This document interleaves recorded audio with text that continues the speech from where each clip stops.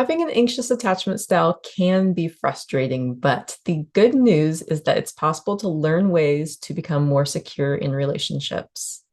We're going to talk about three different ways in this video to get more secure attachment.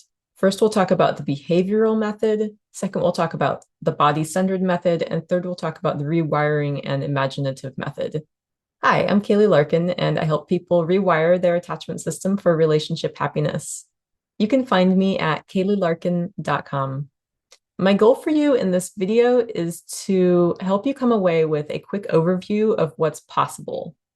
If you want more detail on becoming securely attached, I have a course for anxious attachment, and you can find the link for that in the description below this video. Also, it's a good idea to have some support as you integrate learnings, so I've included a link where you can reach out for coaching if you're interested.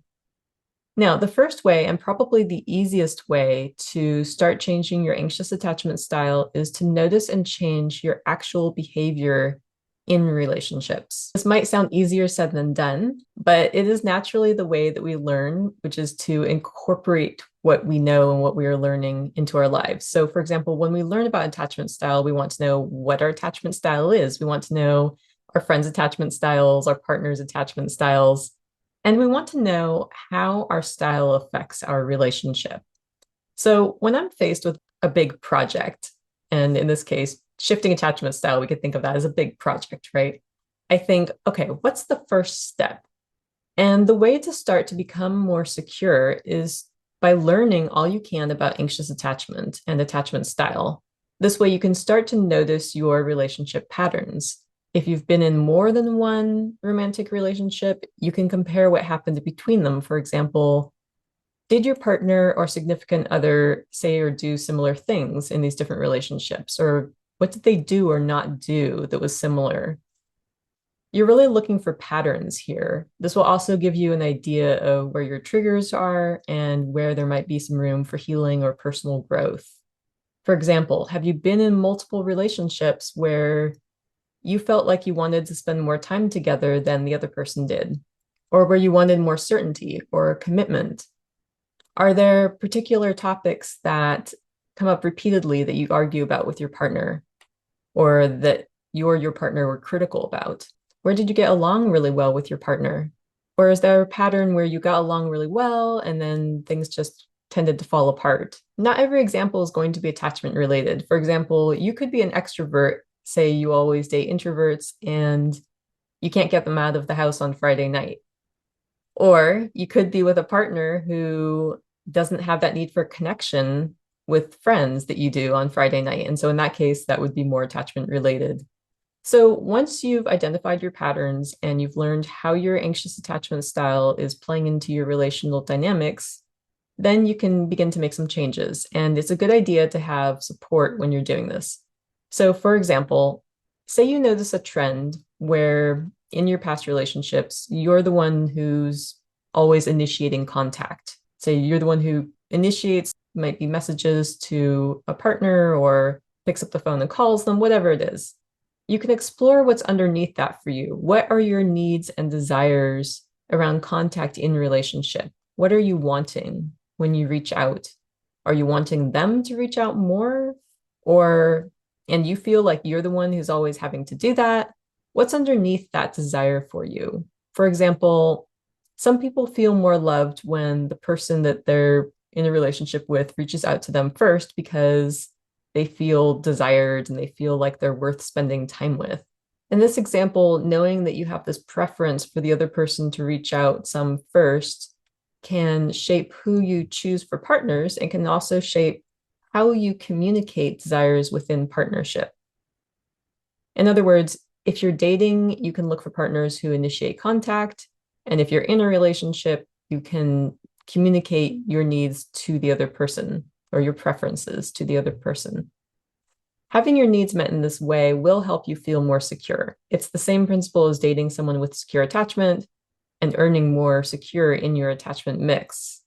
You can also choose to challenge your automatic reactions. So if you're the one who typically reaches out first, you can try not reaching out first and experiment and see what happens. Does the other person reach out more, or Do you find that you're just not really getting your needs met for how much contact you want with a partner?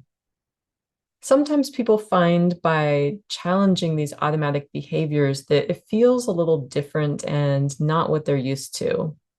It's a good idea to get support around this, especially if there's any tenderness there. So that was the first way to become more securely attached, by learning about attachment style and noticing your behaviors and patterns in relationships.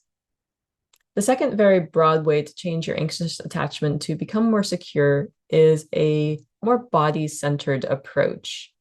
This approach is one that you might get if you were working with someone trained in somatic attachment work, which is part of my background.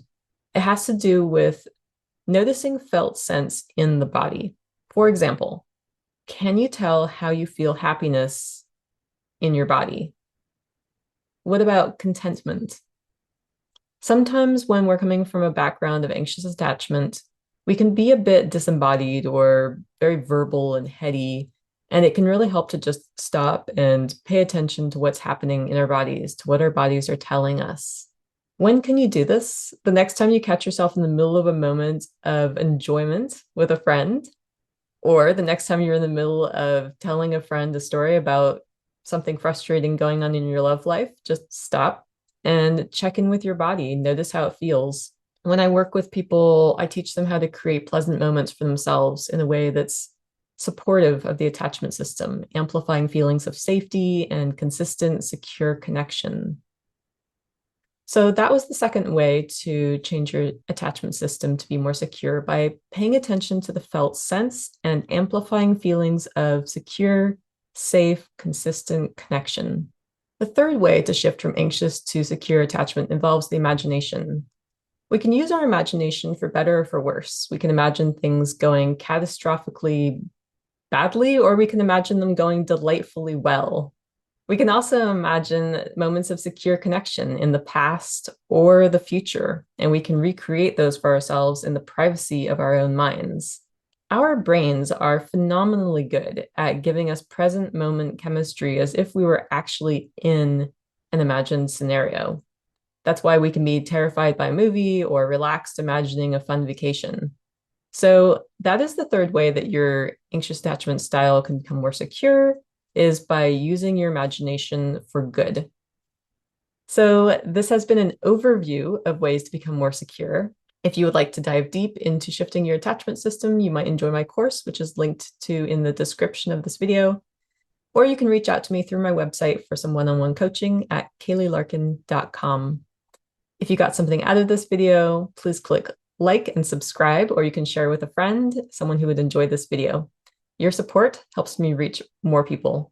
This is Kayli Larkin, wishing you a beautiful relational journey.